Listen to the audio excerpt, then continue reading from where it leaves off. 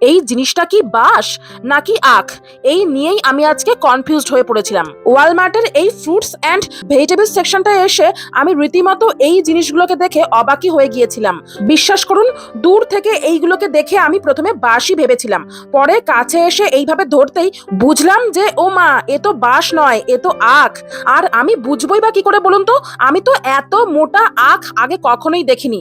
আমাদের দেশে যে আখ বিক্রি হয় ওইগুলো তো একদম সরু সরু, কিন্তু এই আখগুলো একদমই অন্যরকম, যেমন লম্বা তেমনই মোটা। আমি তো ধরে দেখছিলাম যে আখটা কি আমার থেকেও লম্বা নাকি আমার মতোই।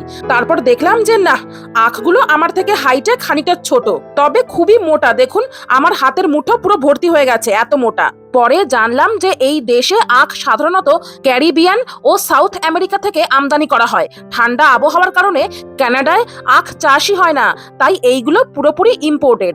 আখগুলো বেশ ইউনিক, তাই না?